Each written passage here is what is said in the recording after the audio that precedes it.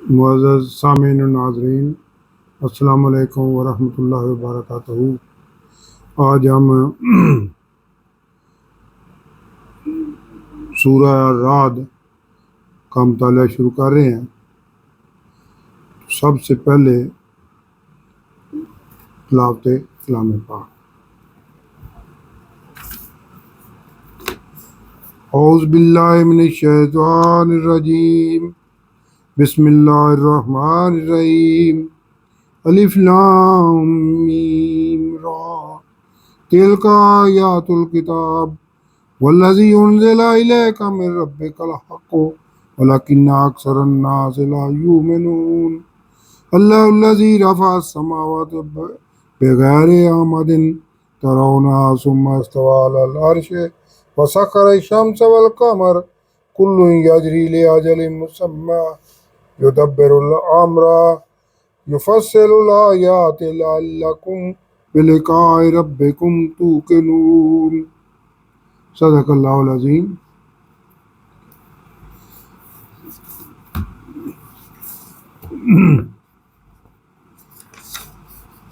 سورت کا باقاعدہ آغاز کرنے سے پہلے اس سورت کا خلاصہ اور اس سے اثر ہونے والے اسباق، کیا درس ہمیں اس سورت سے ملتا ہے، اس کا پہلے جائزہ لیں گے۔ سورہ رعد مکی و مدنی صورتوں کے تیسرے گروپ کی چوتھی مکی صورت ہے۔ اس میں 43 آیات اور 6 رکوع ہیں، جو 13ویں پارے کے 7ویں رکوع سے 12ویں رکوع تک ہے۔ اور رعد کے لفظی معنی بادل کی کڑک اور چمک ہے۔ اس میں آیات 15 آیت سجدہ ہے، جو ترتیب کے لحاظ سے دوسرے سجدے کی آیت ہے۔ اس صورت کا عنوان و مقصد پہلی ہی آیت میں بتا دیا گیا ہے کہ جو دین حضور صلی اللہ علیہ وسلم پیش کر رہے ہیں وہی سچا ہے اور دنیا اور آخرت میں نجات کا وہی ذریعہ ہے، مگر جو مشرکین مکہ اس دعوت کو قبول نہیں کر رہے وہ صریحاً غلطی پر ہیں۔ اس صورت میں بار بار مختلف طریقوں سے توحید اور حضور صلی اللہ علیہ وسلم کی سچائی بیان کی گئی ہے۔ آپ صلی اللہ علیہ وسلم پر ایمان لانے کے اخلاقی اور روحانی فوائد سمجھائے گئے ہیں، اور منکرین کو دنیا اور آخرت میں ملنے والے خسارے کے بارے میں خبردار کیا گیا ہے کہ دعوت حق سے کفر سراسر گمراہی اور جہالت ہے۔ اس صورت میں دماغوں اور دلوں کو منطقی دلائل کے ساتھ توحید اور رسالت کی طرف مائل کیا گیا ہے، اور مشفقانہ طریقے سے ترغیب دی گئی ہے تاکہ گمراہ اور سرکش لوگ اپنی ہٹ درمی چھوڑ دیں۔ مشرکین کے دلوں میں پائے جانے والے سوالات کا جواب بھی دیا گیا ہے، اور ان کے شکوک کو مکمل اہتمام حجت سے زائل کیا گیا ہے۔ دوسری طرف اہل ایمان کو درپیش مشکلات اور تکالیف کے ازالے کے لیے ان کی ہمت افزائی کی گئی ہے اور ڈھارس بھی بندھائی گئی ہے۔ اس صورت سے جو ہمیں درس ملتا ہے، جو ہمیں اپنانا چاہیے، اس کا اب جائزہ لیتے ہیں۔ یہ صورت صبر و تحمل اور بردباری سکھاتی ہے۔ حضرت صالح علیہ السلام اور قوم سمود کی کہانی ہمیں بتاتی ہے کہ برائی کے مقابلے میں ہمیشہ سچی غالب رہتا ہے۔ ہمیشہ اللہ کی عطا کی ہوئی نعمتوں کو سراہتے ہوئے اس کا شکر گزار بندہ بن کر رہنا چاہیے۔ یہ تیسرا اس کا سبق ہے۔ چوتھا ہے، اس صورت سے ہمیں شاندار اخلاقیات اور اخلاقی قدروں کا درس ملتا ہے۔ اسی طرح پانچواں، قوم سمود کی کہانی ہمیں متنبع کرتی ہے کہ غرور، تکبر، ہٹ درمی اور گمراہی قوموں کے لیے انتہائی مہلک اور خطرناک ہے۔ یہ صورت ہمیں قدرت اور ماحول کی حفاظت کی اہمیت اور اللہ کی تخلیق کی نشانیوں کی طرف توجہ مبذول کرواتی ہے۔ اس صورت سے ہمیں درس ملتا ہے کہ اللہ کی طرف رجوع کرنا اور اس سے رہنمائی اور مدد طلب کرنا کتنا ضروری ہے۔ یہ صورت آپس کے اختلافات اور عدم اتحاد کے خطرات سے بھی آگاہی فراہم کرتی ہے، اور ساتھ ہی باہمی سلوک و اتفاق کی برکات بھی اجاگر کرتی ہے۔ یہ صورت ہمیں بتاتی ہے کہ ہمیشہ انسان کو اپنی حتمی منزل مقصود یعنی اللہ کو راضی کرنے کی طرف ہی پوری دل جمعی سے توجہ دینی چاہیے، کیونکہ دین و دنیا کی کامیابی کا واحد ذریعہ اللہ کی بندگی اختیار کرنے میں ہی ہے۔ مختصراً یہ صورت ہمیں اپنی ذاتی اور روحانی نشو و نما اور کامیابی کے لیے مکمل جذبہ اور رہنمائی فراہم کرتی ہے۔ اس جائزے کے بعد اب اس صورت کا باقاعدہ مطالعہ شروع کیا جاتا ہے۔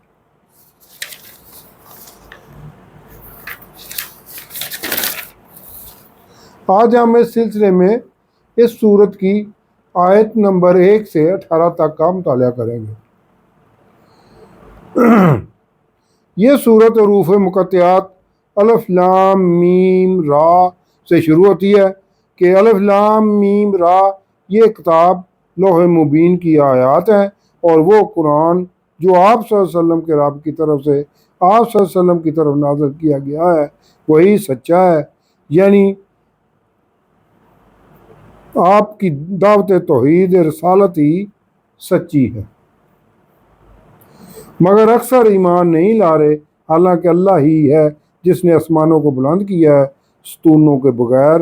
یہ آیات ربانی ہیں جن کی طرف اللہ رب العزت کو جو دلوا کے توحید کا درس دیا جا رہا ہے، یعنی خیمے کو اٹھانے کے لیے ستونوں کی ضرورت ہوتی ہے جس کے بغیر خیمہ کھڑا نہیں کیا جا سکتا، لیکن آسمان خیمے کی مانند ہی ہے جو ایک کے اوپر ایک بغیر ستونوں کے کھڑے ہیں۔ یہ ایک نظام ہے جو اللہ کے سوا دوسرا کوئی اس نظام میں نہ تو دخل اندازی کر سکتا ہے اور نہ ہی اس کا اختیار رکھتا ہے۔ تمام اجرام فلکی کے درمیان ایک کشش کی قوت قائم کر دی گئی ہے جس کو اللہ نے کائنات کو قائم رکھنے کا ذریعہ بنا دیا ہے۔ اس کشش کا پیدا کرنا اور کائنات کا نظام برقرار رکھنا صرف اور صرف اللہ ہی کے قبضہ قدرت میں ہے۔ کائنات کا مادی نظام قائم کرنے کے بعد پھر اللہ نے عرش پر استوا فرمایا، یعنی کہ یہ بنایا گیا نظام اللہ ہی کا ہے۔ اس میں اللہ کی بجائے کسی کو اپنا معبود نہ بنا لینا۔ اللہ ان مادی و دیگر اشیاء سے بالا تر ہے اور نظام کائنات اس کے قبضے قدرت میں ہے اور وہی عبادت کے لائق ہے، اور آسمانوں اور زمین کو انسانوں کے لیے مسخر کیا فائدہ اٹھانے کے لیے، جو اپنی جگہ پر مسلسل پابندی سے چل رہے ہیں ایک مقررہ وقت تک۔ اللہ ہی ان امور کو چلانے کے لیے کام کی تدبیر فرماتا ہے اور تفصیل بیان کرتا ہے اپنی آیات کی، تاکہ تمہیں اپنے رب سے ملنے کا یقین آ جائے کہ آخر ایک دن اللہ رب العزت کے سامنے پیش ہونا ہے۔ اور وہی اللہ ہے جس نے زمین کو پھیلایا یعنی ہموار کیا، رہنے کے قابل کیا، اور اس میں لنگر ڈالے، زمین کو متوازن رکھنے کے لیے پہاڑ میخوں کی طرح ٹھونک دیے، اور اس اللہ نے ندیاں پائیں جو فصلوں کو سیراب کرتی ہیں، اور زمین سے ہر طرح کے پھلوں میں جوڑے بنائے، یعنی رس والے اور گودے والے اور کھٹے اور میٹھے وغیرہ، اور وہی ڈانپ دیتا ہے دن کو رات سے، یعنی دن بھر انسان محنت و مشقت کرتا ہے اور رات کو بنایا آرام کرنے اور تکان کو دور کرنے کے لیے۔ بے شک اس میں حق کو تسلیم کرنے کے لیے نشانیاں ہیں، یعنی یہ رب بار بار ایک نشانی کی وضاحت کر کے، ایک آیت کی وضاحت کر کے اللہ رب العزت اپنی توحید کی طرف توجہ مبذول کروا رہا ہے۔ اور زمین میں مختلف ٹکڑے ہیں ایک دوسرے سے جڑے ہوئے، جن میں انگوروں کے باغات اور کھیتیاں اور کھجور کے درخت جو جڑوں سے تو ملے ہوئے بھی ہیں اور الگ الگ بھی، انہیں ایک ہی پانی سے سیراب کیا جاتا ہے۔ اس کے باوجود ہم کسی کو کسی پر ذائقے میں بہتر بنا دیتے ہیں، یعنی ایک ہی زمین، ایک ہی پانی اور ایک ہی جگہ اگے ہوئے پھلدار درخت، مگر ذائقہ ہر ایک پھل کا مختلف ہوتا ہے۔ بے شک اس طرح طرح کے پھلوں، کھیتوں اور مختلف ذائقوں میں نشانیاں ہیں عقل مندوں کے لیے۔ اور اگر تمہیں تعجب ہو رہا ہے تو اس میں قابل توجہ بات تو یہی کہتے ہو کہ کیا جب مر کر مٹی ہو جائیں گے تو کیا پھر ہم نئے سرے سے بنا دیے جائیں گے؟ یعنی یہ کفار کا تھا کہ مر گئے تو مٹی ہو جانا ہے، پھر کیسے اٹھایا جائے گا؟ یہ وہی کفار ہیں جو ساری کی ساری تخلیق کی آیات کو سمجھ لینے کے باوجود جو اپنے رب کے منکر ہیں، اور یہ وہی ہوں گے جن کی گردنوں میں توق پڑے ہوں گے، اور یہی جنمی ہوں گے جو ہمیشہ اسی میں ہی رہیں گے۔ اور یہ مشرکین آپ صلی اللہ علیہ وسلم سے برائی یعنی عذاب کی جلدی کر رہے ہیں بھلائی سے پہلے۔ چاہیے تو یہ کہ اسلام کی دعوت قبول کر لی جائے اور بھلائی حاصل کر لی جائے، اس سے پہلے ہی عذاب کی توقع کر رہے ہیں، کہ مانگ رہے ہیں۔ ان سے پہلے مشرکین کو سزائیں ہو چکی ہیں جن کا مشرکین مکہ کو علم بھی ہے، اور بے شک آپ صلی اللہ علیہ وسلم کا رب ان کے ظلم کے باوجود انہیں معاف کرنے والا ہے، اور بے شک آپ صلی اللہ علیہ وسلم کا رب سخت عذاب بھی دینے والا ہے۔ اور کافر کہتے ہیں کہ ان حضور صلی اللہ علیہ وسلم پر کیوں کوئی نشانی نہیں اتاری گئی؟ آپ صلی اللہ علیہ وسلم کے رب کی طرف سے آپ صلی اللہ علیہ وسلم تو اللہ فرما رہا ہے ڈر ہی سنانے والے ہیں، اور ہر قوم کے لیے ہادی یعنی رہنما ہوتا ہے۔ اللہ کے تخلیقی اختیارات اور علوم کا بیان ابھی جاری ہے کہ اللہ جانتا ہے جو کسی مادہ کے پیٹ میں ہے، اور حمل کے ٹھہرتے وقت جو پیٹ رحم مادر سکڑتے ہیں، اور جو بچے کی افزائش پر پیٹ بڑھتے ہیں، یعنی اللہ مادر رحم میں ہونے والی تمام تبدیلیوں کو بھی خوب جانتا ہے، اور ہر ایک تبدیلی کا اس کے پاس اندازہ یعنی میعاد مقرر ہے۔ وہ جاننے والا ہے غائب اور ظاہر کا، جو سب سے بڑا بلندی والا ہے۔ اس کے لیے برابر ہے ہر دل میں چھپی اور ظاہر بات، یعنی ظاہر اور پوشیدہ بات اس کے لیے ایک جیسی ہے۔ اور چاہے وہ رات کے اندھیرے میں کیے ہوئے اعمال ہوں، اللہ کو ان کا بھی علم ہے، اور ان اعمال کو بھی جانتا ہے جو دن کی روشنی میں چلتے پھرتے کیے ہوں۔ اور انسان کے لیے بدل کر آنے والے فرشتے پہرے دار اور اعمال کا حساب رکھنے والے مقرر ہیں، جو اللہ کے حکم سے اس کی آگے اور پیچھے سے حفاظت کرتے ہیں موت آنے تک۔ بے شک اللہ کسی قوم کی حالت نہیں بدلتا جب تک وہ خود اپنے آپ کو نہ بدلیں۔ جو ان کے دلوں میں کجی ہے وہ اس کو جب تک خود دور نہ کریں تو وہ اسی حالت میں ہی رہیں گے۔ اللہ جو بدلنے والے ہیں، جو کجی دور کرے گا اس کی ہی رہنمائی کی جائے گی۔ اور جب اللہ کسی قوم کے لیے کسی برائی یعنی عذاب کا فیصلہ کر لیتا ہے تو پھر اس کو ٹالنے والا کوئی نہیں ہے، اور نہ ہی اس کا اللہ کے سوا کوئی مددگار ہوگا۔ وہی ہے جو تمہیں بجلی کی چمک دکھاتا ہے خوف اور امید کے لیے کہ بارش آنے والی ہے، جس سے فصلیں اور باغات سیراب ہوں گے اور زیادہ اناج اور پھل اگیں گے، اور خوف اس لیے کہ بارش اتنی زیادہ ہو جائے کہ فصلیں اور باغات تباہ ہی نہ ہو جائیں۔ اور وہ اللہ بھاری بادل اٹھاتا ہے، اور یہ کہ گرج چمک تسبیح کرتی ہے، یعنی اللہ کے حکم کی پابند ہے۔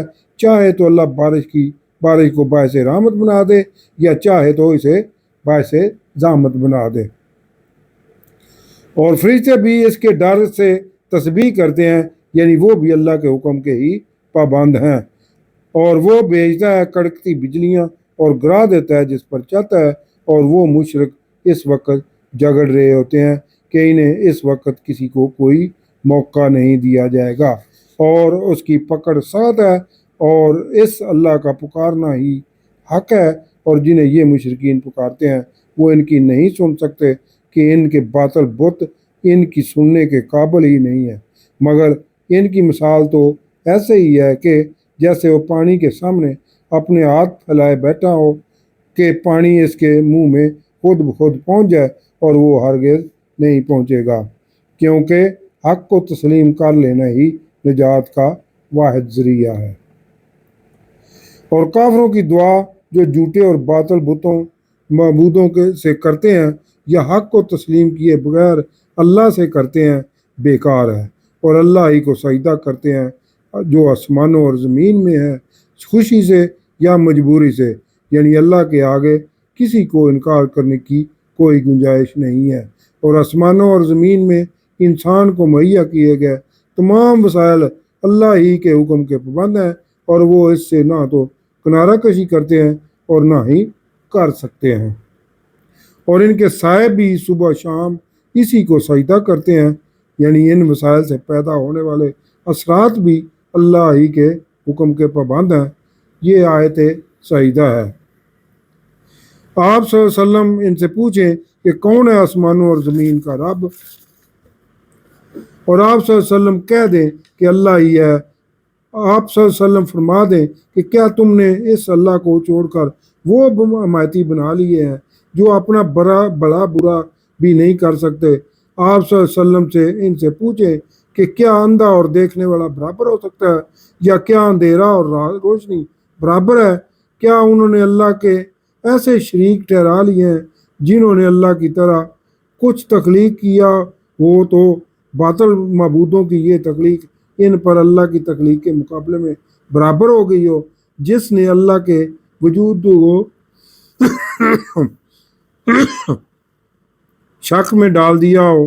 آپ صلی اللہ علیہ وسلم فرما دیں اللہ ہی خالق ہے ہر شے کا، اور وہ اکیلا ہی سب پر غالب ہے۔ وہی آسمان سے پانی برساتا ہے، پھر ندیاں بہنے لگتی ہیں تو پانی کی لہریں اس پر جاگ کو اٹھاتی ہیں، جیسے یہ دانتوں کو آگ پر تپاتے ہیں زیور یا دوسری اشیاء بنانے کے لیے۔ ان پر بھی اسی طرح کا جاگ اوپر آ جاتا ہے، اور اسی طرح ہی اللہ بتاتا ہے کہ حق اور باطل کی بھی یہی مثال ہے، یعنی جاگ اوپر رہ جاتی ہے جو کسی کام کی نہیں، یہ کفار کی مثال ہے، اور یہ زائل ہونے والی ہے، یعنی کفر ختم ہی ہونے والا ہوتا ہے۔ اور چیز جو پگھلی دھات لوگوں کے لیے مفید ہوتی ہے وہ زمین میں نیچے بیٹھ جاتی ہے، یعنی برتن کے پیندے میں بیٹھ جاتی ہے، اور وہی فائدہ مند ہے، اور یہ اہل ایمان کی نشانی ہے۔ اسی طرح اللہ مثالیں بیان کرتا ہے، جنہوں نے اپنے رب کا حکم مانا انہی کے لیے بھلائی ہے، اور جنہوں نے اس کا حکم نہ مانا اور وہ زمین میں بھی جو بھی ہے وہ سب، اور اگر اس جیسا مزید ان کی ملکیت ہوتا اور اپنی جان چھڑانے کے لیے دے دیتے تو قبول نہ کیا جائے گا۔ یہاں یہی ہیں جن کا برا عذاب ہوگا، اور ان کا ٹھکانہ جہنم ہے، اور وہ بہت برا ٹھکانہ ہے۔ صدق اللہ العظیم۔